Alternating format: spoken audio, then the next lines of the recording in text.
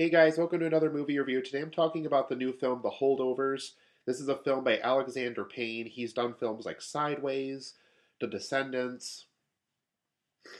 He's done, Election. He's done a lot of really big films over the years. I've always been a really big fan of his work. I apologize if I sound a little weird. I'm getting over a cold while filming this, but um, I am reviewing The Holdovers for you guys today, though. In this film, we follow a professor who's played by Paul Giamatti. He works for this private school where they have this strict code for how the students get home for Christmas vacation.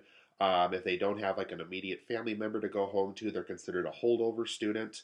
Thus, the title of the movie, The Holdovers. And so basically, there's a group of students that get left behind, and Paul Giamatti is basically responsible for supervising a lot of them. It was originally going to be another teacher, but he came up with this really bad excuse for why he couldn't do it. More so, a reason that was fictional for why he got out of it. And so now Paul Giamatti has to basically take over for this other teacher at this school and supervise these students over Christmas vacation. And so things aren't going well at first. The kids are misbehaving. All of them are getting detentions. But one of them has a parent that has this like snowboarding opportunity or something, and so basically a lot of them get out of the holdover situation. But basically, Paul Giamatti is left with one more student, and they're having the hardest time getting hold of his mother and stepdad, and he once again I apologize, I'm getting over a cold here, but he's basically supervising the student, and he's still kind of misbehaving. He's trying to go to hotels and doing all these things that are getting detentions. But as the film progresses, we find out kind of what's going on with his real father outside of both his mom and his stepdad. We find out a little bit more about Paul Giamatti. We find out kind of what's going on with all of them. And over the course of this movie, this young man figures out, kind of what life is really about. That Christmas isn't necessarily a dark place. It's not just the place where your mom and your stepdad leave you behind in this terrible school for winter break. There is more to that. There is more to enjoy about life and stuff like that. And then with Paul Giamatti's character, he's living by himself. He has not really a drinking problem, but he's always drinking alcohol of some kind. And so he has problems of his own. He doesn't really live with anybody. He seems okay being without a partner and stuff like that. And so over the course of this movie, both Paul Giamatti and this young man that does still get left behind for this holdover situation that was not invited to the snowboarding trip, um, they basically have to coexist with each other within the school. They have to cohabitate, sleeping spaces and stuff like that. And over the course of this film, they learn stuff about each other. They learn stuff about how to get over some of the problems they've been facing over the course of many years. And also, this film takes place over the course of the early 70s. So it definitely looks like a 70s film, and it takes place in the 70s as well. So um, that's over the course of The Holdovers.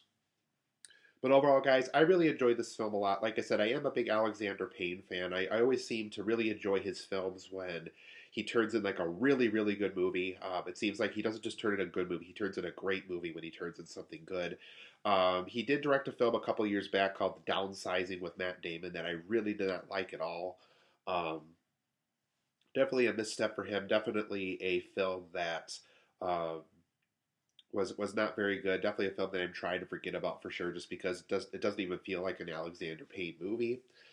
So he's definitely not directed masterpieces every time around he directs a movie, but when he does Sideways, when he does Election, when he does The Descendants, he when he turns in something really good, he turns in something like really really good.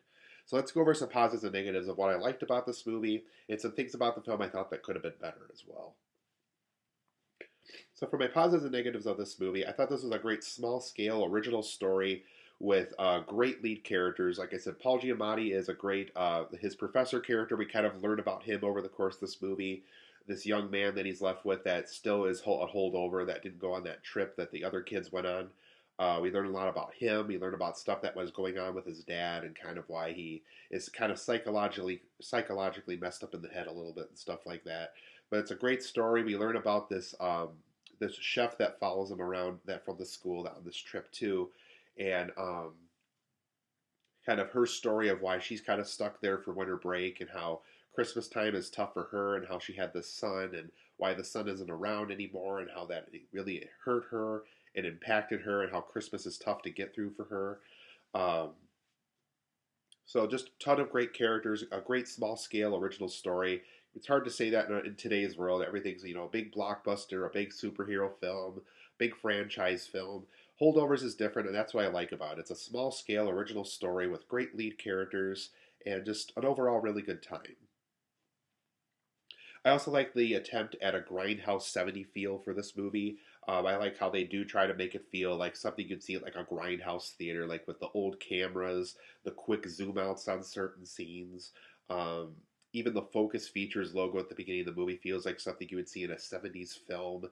The R rating is shown before the film starts. Just a lot of stuff they did to really make it feel like it's a film that we're seeing in the 70s in Grindhouse theater or just any kind of 70s theater, to be honest. I do like the feeling they go for of the Grindhouse feeling. There's something about this. I'm going to go over here my negatives about that, but for the most part, I like the attempt. I like how the style that it was made in, as far as that was concerned. So I thought that was very well done in this movie. I also like how the film depicts how dark Christmas time can be. It's not just a holly jolly time for everybody. There is some people like this young man that Paul Giamatti has to watch, for example, where Christmas time is not a good time for him.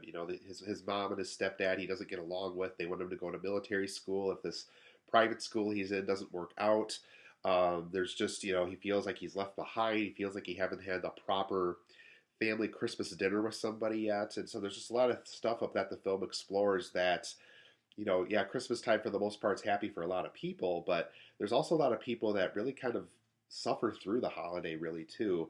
Um, like I said, this chef that works for this private school, we kind of explore her story a little bit, and we kind of see just how hard of a holiday it is for her to get through as well because of the things that happen with her own son and stuff like that. So I really like how the film doesn't shy away from just how dark the Christmas season can be for people that have a hard time getting through it. I thought there was also great on-screen chemistry with most of the cast members, like when Paul Giamatti and this kid are playing off of each other on screen. When it's Paul Giamatti and the chef playing off of each other, they play well off of each other on screen. So I thought for the most part the on-screen chemistry was really strong in this movie. They definitely chose the right cast to play these characters. So I liked all the on-screen chemistry that was depicted over the course of this movie. I also like the humor and wit throughout the movie.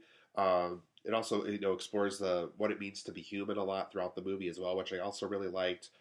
Just a ton of great humor and wit throughout the film, and just a lot of admirable qualities that Alexander Payne incorporated into his story. For my negatives of the holdovers, though, and I'll try to be as careful as I can without going into spoilers. I'll try to keep this as spoiler free as I can, as I usually try to do with my reviews. Um, there is an Act 3 moment that does, for me personally, feel like it's kind of taken too much from Election, which is another Alexander Payne film that he worked on. For those who've seen Election and you've seen this movie, you're probably going to know what I'm talking about. It almost feels like exactly ripped from that moment. And for me personally, I don't like it when a director just kind of relies on the stuff that's worked for them up to that point just to kind of get their next big film made. I really would have preferred something a little bit more original, something more um, that feels more exclusive to the holdovers and not just Election Part 2 or Sideways Part 2. There's just a moment in particular where it's like that feels pretty ripped from Election right there. So there's a moment in the third act that's just really bothered me, like I said, without going into too much detail. But it does feel like something that you would have saw from Election for those who've seen that. And speaking of that quality as well, there is a lot of other qualities that Alexander Payne borrows from his other films. He always seems to have a lot of stories about alcoholics. He always seems to have stories about corrupt school systems. And he also explores a lot of characters that have depression problems. And I feel like this is happening quite a bit now. And now that I've seen quite a few of his films, I feel like all three of those are kind of overly explored now in his resume. So hopefully in his next film, he won't have more stories about alcoholics or corrupt school systems or depression because I feel like those three topics in particular are explored to death in his movies at this point. Unfortunately, this film explores all three of those things a little bit again, like some of his earlier films did. So I thought that aspect of the story I thought was a little disappointing. And like I was mentioning about the grindhouse feeling from earlier, unfortunately, this film doesn't maintain that grindhouse feeling.